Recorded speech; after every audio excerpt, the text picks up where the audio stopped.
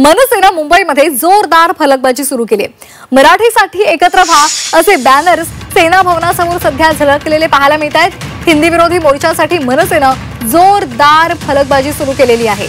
सेना भवनासमोर मनसेनं जोरदार फलकबाजी केलेली पाहायला मिळते।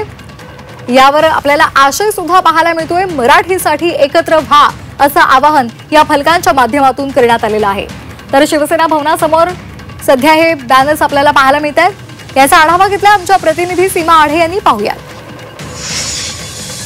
राज्यातील शाळांमध्ये सर्वसाधारणपणे हिंदी शिकवण्याचा निर्णय राज्य सरकारने घेतलेला आहे आणि या निर्णयाचा विरोध आता राज्यभरामध्ये सर्व स्तरावरून होताना पाहायला मिळतोय।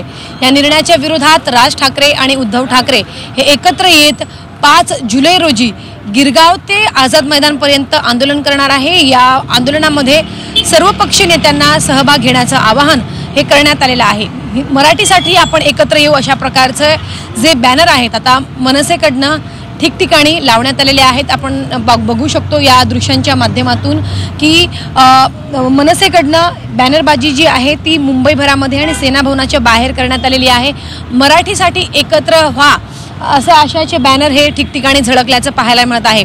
उद्धव ठाकरे आणि राज ठाकरे हे कित्येक वर्षानंतर पहिल्यांदाच मराठीच्या मुद्द्यावरती आपल्याला एकत्र दिसणार आहे। सोबतच अनेक लोकांना, सर्वसामान्य नागरिकांना सुद्धा या मोर्चामध्ये सहभागी होण्याचं आवाहन आता पक्षाकडनं करण्यात येत आहे आणि मनसेकडनं या मोर्चाच्या पार्श्वभूमीवरती ही बॅनरबाजी जी आहे ती ठिकठिकाणी केल्याचं आपल्याला पाहायला मिळत आहे। व्हिडिओ जर्नलिस्ट ओमप्रकाश सह सीमा आढे, झी 24 तास, मुंबई।